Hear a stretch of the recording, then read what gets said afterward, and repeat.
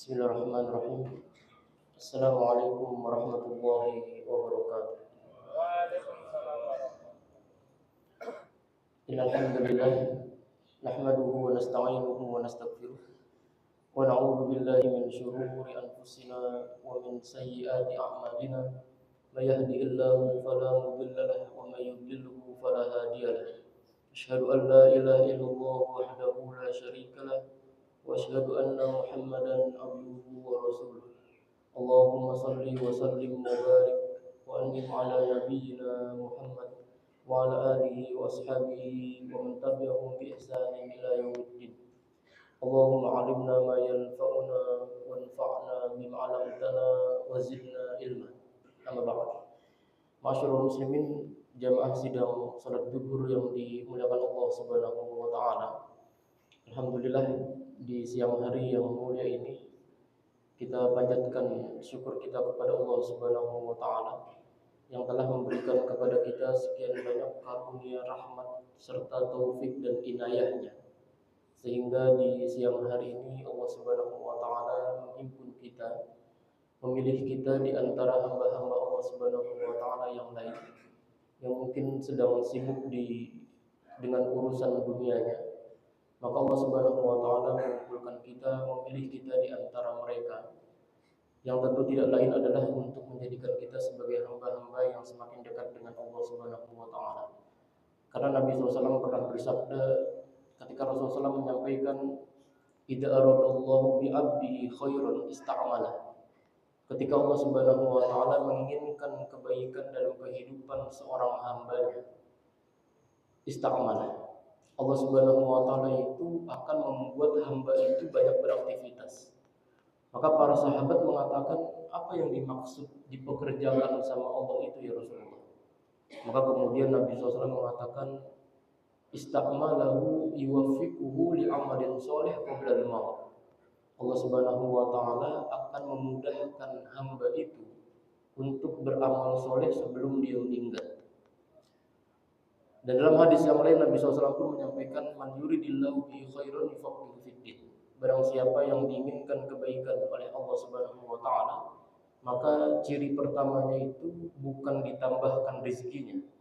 Ketika Allah ingin menambahkan kebaikan bagi seorang hamba, bukan dinaikkan jabatannya, bukan dilapangkan rezeki dan hartanya. Tapi ketika Allah Subhanahu wa taala menginginkan kebaikan bagi seorang hamba, yufaqihuhu fiddin, maka hamba itu akan diberikan pemahaman tentang agamanya yang baik dan benar. Maka tentu tidak mudah bagi kita untuk menjalankan perintah-perintah Allah Subhanahu wa taala tanpa kemudian kita memohon taufik dan pertolongannya. Dan hadirnya kita di tempat yang mulia ini di waktu yang saya rasa tidak mudah bagi kita untuk duduk di masjid, ya, di tengah aktivitas kita. Maka selain taufik dan pertolongan dari Allah Subhanahu wa taala, tentu kita berdoa bahwa ini bisa menjadi sebab kita masuk ke dalam surganya Allah Subhanahu wa taala. Hadirin sidang zuhur yang dimuliakan Allah Subhanahu wa taala. Hari ini kita akan membahas tentang kaidah-kaidah yang Allah Subhanahu wa taala sampaikan di dalam Al-Qur'an. Dan di dalam Al-Qur'an Allah Subhanahu wa taala menjadikan seluruh kehidupan kita bukan hanya untuk urusan dunia, tapi bahkan untuk urusan kita di akhirat. Bisa kita bayangkan buku yang tebalnya bisa antum perhatikan, dia tidak terlalu tebal, tidak setebal kitab-kitab atau buku-buku yang lain. Ya, Al-Quran hanya kurang lebih segini, ya, antum bisa perhatikan. Bahkan sebagian dari Al-Quran itu bisa kita kantongi Al-Quran itu. Tapi di dalamnya itu meliputi perkara untuk menjadi solusi kehidupan kita yang bukan hanya di dunia tapi juga di akhirat. Ini bagaimana Allah Subhanahu wa taala menjadikan Al-Qur'an itu sebagai kitab panduan dalam kita mengarungi kehidupan kita di dunia ini. Maka di dalam kesempatan yang tidak lama ini, insyaallah selama beberapa menit ke depan, ya, kita akan melihat bagaimana Allah Subhanahu wa taala memberikan panduan itu kepada kita di dalam Al-Qur'an. Yang pertama, karena hari ini kita masih berada di dalam nuansa dan suasana kemerdekaan, di mana ini merupakan bagian dari perjalanan kita sebagai rakyat Indonesia. Maka Allah Subhanahu wa taala dalam Al-Qur'an pun menceritakan tentang sosok seorang tokoh kemerdekaan yang berhasil membebaskan penjajahan dari sebuah bangsa. Kisah ini Allah Subhanahu wa taala abadikan di dalam surat yang insya Allah selalu kita baca pada waktu hari Jumat, yaitu surat Al-Kahfi. Yang Allah Subhanahu wa taala kisah ini letakkan di akhir dari surat Al-Kahfi. Jadi kalau antum baca surat Al-Kahfi, di Al-Kahfi itu ada 4 kisah. Dari pertama surat Al-Kahfi sampai akhir itu, di surat Al-Kahfi itu terdiri dari 4 kisah. Yang pertama tentang kisah Ashabul Kahfi yang dia bersembunyi di dalam gua. Kemudian kisah pemilik kebun. Kemudian kisah Nabi Musa ketika berjalan mencari ilmu menemui Nabi Khidir. Kemudian yang keempat kisah Dzulqarnain. Nah, kisah inilah yang kemudian diceritakan sama Allah tentang sosok seorang tokoh kemerdekaan, yaitu Dzulqarnain. Dan Dzulqarnain ini adalah sosok seorang tokoh kemerdekaan bagi sebuah bangsa, di mana beliau ini berhasil mengusir penjajah dan menghindarkan penjajahan di zaman itu. Dan penjajahan yang Allah Subhanahu wa taala abadikan sebagai sosok seorang penjajah di kisah itu adalah Ya'juj wa Ma'juj. Masyaallah muslimin yang dimuliakan Allah Subhanahu wa taala, dalam kisah ini dimulai sebenarnya ketika Dzulqarnain itu datang ke sebuah tempat yang terletak di antara 2 buah gunung. Ya. Yang kemudian kalau kita melihat dihubungkan dengan ilmu pengetahuan hari ini, banyak para penelitian ilmuwan-ilmuwan hari ini yang kemudian mengkorelasikan antara tempat tinggalnya Dzulqarnain dan tempat-tempat yang dulu disinggahi sama Dzulqarnain. Ya, ada yang mengatakan tempatnya di Cina, ada yang mengatakan tempatnya di Azerbaijan, ada tempat banyak ya, negara-negara yang kemudian dijadikan sebagai tempat persinggahan ya, berdasarkan dari bukti-bukti yang kuat ya, dan sebagainya. Cuma ala kulihan, ya entah dimanapun tempatnya itu. Cuma Dzulqarnain ini digambarkan sama Allah Subhanahu wa taala menjadi sosok seseorang yang perjalanannya itu Allah Subhanahu wa taala abadikan di dalam Al-Qur'an. Dan berdasarkan dari riwayat Abdullah bin Abbas itu pernah mengatakan bahwa raja di dunia yang wilayah kekuasaannya itu meliputi timur dan barat dunia itu cuma ada 4. Raja di dunia yang kekuasaan itu sangat besar itu cuma ada 4. Muslimani wa kafironi, 2 orang muslim dan 2 orang kafir. Yang 2 orang muslim, yang pertamanya Nabi Sulaiman, yang keduanya Dzulqarnain. Ini wilayah kekuasaan itu bukan cuma satu teritorial, bukan 1, 2, 3 negara. Dia wilayah dari timur sampai barat dunia dikuasai. Namanya Dzulqarnain, yang kedua Nabi Sulaiman. Itu 2 orang muslim. 2 orang kafir yang wilayah kekuasaannya sebesar itu. Yang pertama Bukhtu Nasr atau Nebukadnezar, ini salah satu dari raja-raja Persia. Atau yang kedua itu Raja Namrud, raja yang di zaman Babilonia, yang kemudian Allah utus seorang nabi untuk menjadi pendidik dari raja itu. Nabi siapa? Nabi Ibrahim alaihissalam. Jadi 2 orang muslim, 2 orang kafir. Ini wilayah kekuasaan raja itu sangat besar. Makanya Allah Subhanahu wa taala abadikan itu dalam Al-Qur'an. Dan Dzulqarnain ini ketika datang ke sebuah tempat yang terletak di antara 2 buah gunung, kemudian masyarakat di tempat itu kan bilang ke Dzulqarnain, "Ya Dzulqarnain, inna Ya'juj wa Ma'juj mufsiduna fil ardh." Ya Dzulqarnain, ini sesungguhnya Ya'juj wa Ma'juj ini suka menjajah kami. Fahal naj'alu laka kharjan? Maukah engkau kami berikan sebagian besar hasil kekayaan negeri kami? Ala anta ja'ala bainana wa bainahum saddan, asalkan kau mau mengusir penjajahan dari kami, asalkan kau mau membebaskan kami, memerdekakan kami dari penjajahan Ya'juj wa Ma'juj. Kalau kau berhasil memerdekakan kami, maka berapapun yang kamu mau akan kami berikan seluruh kekayaan negeri kami. Maka Dzulqarnain mengatakan, kata Dzulqarnain, qala ma makkanni fihi rabbi khairun, bahwa apa yang Allah Subhanahu wa taala berikan kepadaku itu jauh lebih baik daripada apa yang kalian tawarkan kepadaku. Bayangkan ya, ini sosok seorang raja yang sedang belusukan, menghampiri setiap rakyatnya itu yang terletak di antara timur dan barat dunia. Ketika raja ini ingin ditawarkan oleh rakyatnya itu sebagian besar dari hasil kekayaan negerinya, Dzulkarnain menolak.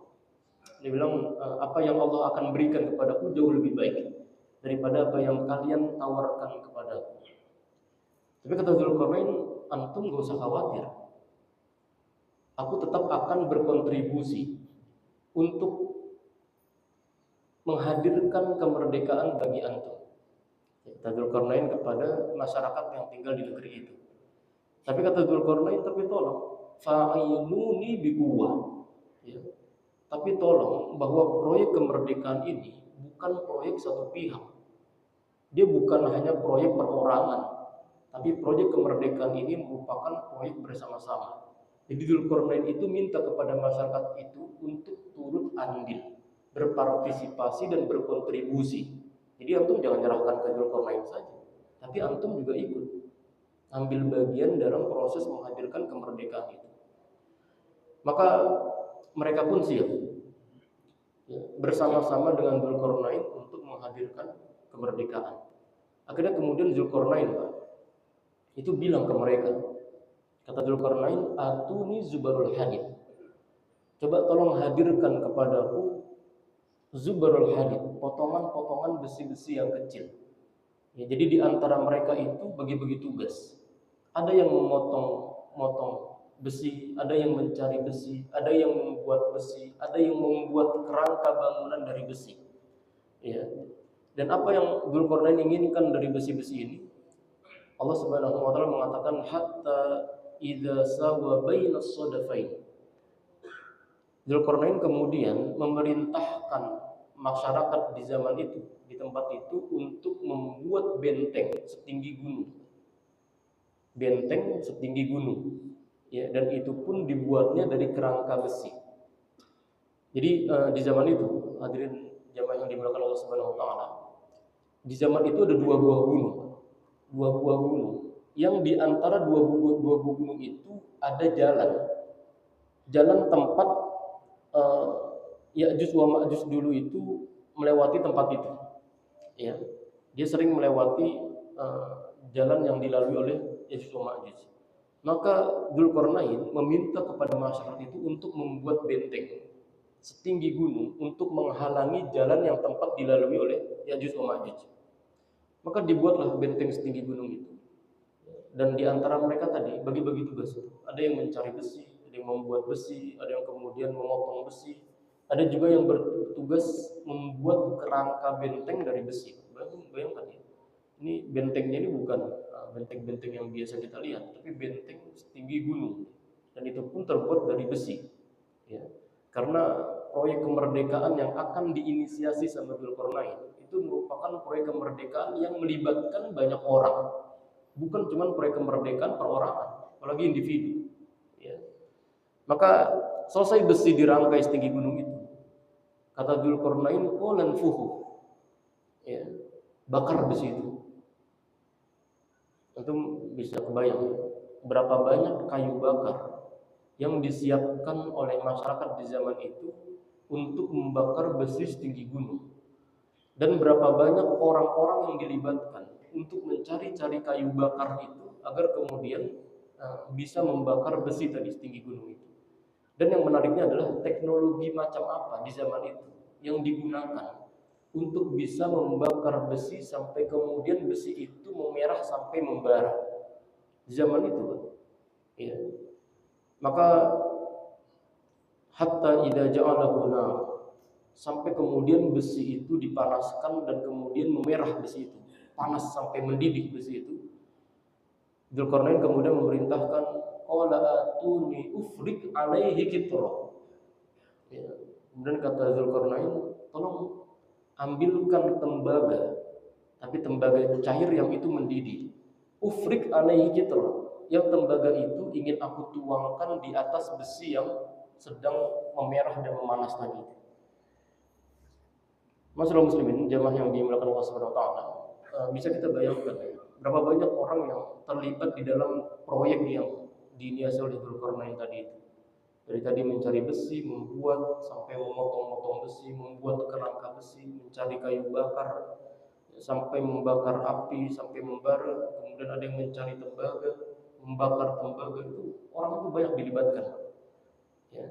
Dan yang mengangkut tembaga ke atas gunung, maka kata Dzulkarnain itu ufrik alaihi gitu. Jadi tembaga tadi itu diambil sama Dzulkarnain kemudian dituangkan ya, ke atas ke dalam besi yang sedang memanas tadi. Selesai proyeknya, benteng itu sudah dibuat. Dzulkarnain dan masyarakat itu sudah dibuat bentengnya tadi. Maka kemudian datang Ya'juj wa Ma'juj itu. Ya'juj wa Ma'juj begitu datang, kali ini mereka tuh kaget. Wong biasa mereka melewati tempat atau jalan itu nggak ada rintangan, hari ini ada hambatan. Mereka kaget akhirnya. Akhirnya mereka itu digambarkan sama Allah di akhir surat Al-Kahfi itu. Ya'juj wa Ma'juj itu sampai berusaha untuk memanjat benteng itu. Bayangin ya, benteng setinggi gunung dipanjat sama Ya'juj wa Ma'juj. Tapi kemudian kata Allah Subhanahu wa taala, "Famasta'u ayyadhharu." Mereka itu nggak akan sanggup memanjat benteng itu. Kenapa? Karena saking tingginya, Pak. Saking tinggi segunung, bayangkan. Udah mah tinggi, kemudian temboknya itu terbuat dari tembaga, licin. Jadi begitu memanjat, jatuh lagi, manjat, jatuh lagi. Wa mastata'u lahu naqbah. Dan yang menariknya, mereka pun tidak mampu melobangi benteng itu. Kenapa tidak mampu melobangi benteng itu? Karena benteng itu kokoh. Benteng itu kuat karena terbuat dari besi. Loh itu siapa loh yang ngajarin Dzulkarnain sampai kemudian mengerti tentang teknologi itu, mencampur besi kemudian membuat sekokoh benteng itu, bangunannya sekuat itu di zaman itu. Ya, tidak sehebat teknologi mungkin hari ini. Tapi Dzulkarnain kemudian akhirnya mampu memberikan keselamatan dan kemerdekaan bagi rakyat di tempat itu. Lantas bagaimana respon dan reaksi masyarakat yang berhasil bebas dari penjajahan Ya'juj wa Ma'juj ketika itu? Mereka itu menghormati, Pak. Akhirnya masyarakat di zaman itu menghormati, kemudian membangga-banggakan Dzulkarnain. Bahkan disebutkan dalam kisah Israiliyatnya itu, yang mereka hidup Dzulkarnain, merdeka Dzulkarnain. Mereka senang, bahagia, ya, karena berhasil mengalahkan atau menghindarkan Ya'juj wa Ma'juj untuk tidak membuat penjajahan di tempat mereka. Itu respon dari masyarakat di zaman itu. Maka bagaimana reaksi Dzulkarnain ketika berhasil membuat atau mendatangkan kemerdekaan bagi masyarakat di tempat itu? Ya, yang menghindarkan penjajahan dari Ya'juj wa Ma'juj bagi masyarakat itu. Yang menariknya, Allah Subhanahu wa taala itu mengabadikan tentang reaksinya Dzulkarnain di dalam surat Al-Kahfi. Ketika Dzulkarnain itu berhasil menghadirkan kemerdekaan bagi mereka. Kata Allah, ya, Dzulkarnain itu bayangkan di tengah gegap gempita, di tengah bahagia orang-orang karena berhasil merdeka, Dzulkarnain kemudian berkata, "Qala hadza rahmatun min rabbi." Kita bisa merdeka ini karena rahmat Allah Subhanahu wa taala. Kita bisa bebas dari penjajahan Ya'juj wa Ma'juj karena bentuk kasih sayang Allah Subhanahu wa taala. Jawaban yang sangat luar biasa dari seorang tokoh, sosok tokoh kemerdekaan yang Allah Subhanahu wa taala abadikan di dalam Al-Qur'an. Dan alhamdulillah, kalimat ini kan berulang lagi ke dalam bangsa kita. Sebagaimana yang disuarakan oleh para founding father negara kita itu, yang ketika mereka itu mensifati kemerdekaan ini dengan mengatakan atas berkat rahmat Allah yang maha kuasa dan dengan didorongkan oleh keinginan luhur untuk berkehidupan, berkebangsaan yang bebas. Maka dengan ini rakyat Indonesia menyatakan kemerdekaannya. Bayangkan, di alinea pertama itu dari pembukaan Undang-Undang Dasar, mereka itu langsung mengatakan atas berkat rahmat Allah yang maha kuasa. Jadi kemerdekaan yang Allah Subhanahu wa taala hadirkan bagi sebuah bangsa itu tidak akan pernah mungkin lepas dari campur tangan Allah dan juga dari kebaikan yang Allah Subhanahu wa taala berikan kepada mereka. Dan para pendahulu kita, para founding father kita, para pahlawan kita itu tidak melupakan Allah Subhanahu wa taala ketika mereka berhasil mengusir penjajah. Sama persis ketika Allah Subhanahu wa taala mengabadikan dalam Al-Qur'an berkenaan dengan Dzulqarnain tadi. Qala hadza rahmatun min rabbi. Bahwa kita bisa merdeka dari Ya'juj wa Ma'juj ini karena rahmat Allah Subhanahu wa taala. Masyaallah muslimin, jamaah yang dimuliakan Allah Subhanahu wa taala. Maka kalaulah dulu bapak bangsa kita menyadari bahwa kemerdekaan ini pertama atas berkat rahmat Allah yang Maha Kuasa, maka kita sebagai anak bangsa mensyukuri kemerdekaan dengan cara mensyukuri kemerdekaan itu. Maka jangan sampai ada anak bangsa, khususnya yang muslim, yang mereka merupakan Allah Subhanahu wa taala. Dan bentuk syukur kita atas kemerdekaan ini adalah semakin dekat dan semakin mengenalnya kita kepada Allah Subhanahu wa taala. Karena kita merdeka atas rahmat Allah Subhanahu wa taala yang Maha Kuasa. Bahkan Allah Subhanahu wa taala menyampaikan dalam surat Ibrahim itu, Allah mengatakan, la in syakartum la azidannakum wa la in kafartum inna adzabi lasyadid. Bahwa ketika kita semakin bertambah syukur kita kepada Allah Subhanahu wa taala, maka Allah Subhanahu wa taala akan menghadirkan kenikmatan-kenikmatan yang lebih banyak lagi kepada kita. Tapi sebaliknya, ketika kita kufur, kita tidak mensyukuri nikmat-nikmat Allah Subhanahu wa taala, maka bukan tidak mungkin Allah Subhanahu wa taala bukan hanya mencabut kenikmatan itu, tapi Allah Subhanahu wa taala juga mengadab seseorang yang tidak bersyukur kepada Allah dengan adab yang pedih. Dan semakin bertambah usia kemerdekaan kita, semestinya anak bangsa, khususnya kita yang muslim, mereka semakin kenal, mereka semakin dekat dengan Allah Subhanahu wa taala. Dan bentuk syukur kita, maka Allah Subhanahu wa taala akan menambahkan kemerdekaan kepada kita dari segala bentuk penjajahan. Yang Rasulullah SAW mengajarkan kepada kita ada 8 hal bentuk penjajahan yang harus dilepaskan. 8 hal ini yang Nabi ajarkan kepada kita di dalam sebuah doa. Yang doa ini kita diminta sama Nabi untuk selalu membaca pada waktu pagi dan petang. Nabi SAW mengajarkan, Allahumma inni a'udzubika minal hammi wal hazan, wa a'udzubika minal jubni wal bukhl, wa a'udzubika minal ajzi wal kasal, wa a'udzubika min ghalabatid daini wa qahrir rijal. 8 bentuk penjajahan ini harus kita hindarkan agar kemudian kita mendapatkan kebahagiaan yang hakiki di dunia sebelum kebahagiaan di akhirat. Dan 8 penjajahan itu yang pertama, kata Nabi SAW, ya Allah, aku berlindung kepadamu dari alham wal hazan. Alham itu khawatir dan al-hazan itu adalah rasa sedih. Apa bedanya khawatir dan rasa sedih? Khawatir itu adalah berkaitan dengan hal-hal yang akan terjadi di masa depan. Adapun rasa sedih itu adalah hal-hal yang kita berkaitan dengan masa lalu yang belum selesai. Jadi kita ketika minta berdoa kepada Allah, kita diberikan ketenangan untuk masa depan yang belum terjadi, dan juga kita dihindarkan sama Allah dari rasa sedih yang belum selesai. Kemudian kita juga berlindung kepada Allah dari al-ajzi wal kasal, dari rasa lemah dan juga dari rasa malas. Ya. Kemudian yang kelima dan yang keenam, kita berlindung kepada Allah dari al-jubni wal bukhl. Kita berlindung kepada Allah dari sifat pengecut dan juga sifat kikir. Wa a'udzubika min ghalabatid daini wa qahrir rijal. Dan kita juga berlindung kepada Allah Subhanahu wa taala dari lilitan hutang dan juga dari kesewenang-wenangan manusia.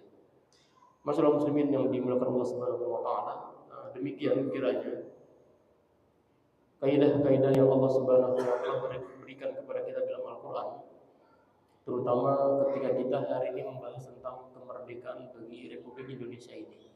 Maka tentu kemerdekaan yang terus berlanjut ini semoga menjadikan kita sebagai hamba-hamba yang terlepas dari bentuk penjajahan, baik penjajahan hati, penjajahan pikiran, penjajahan agama, dan segala bentuk penjajahan.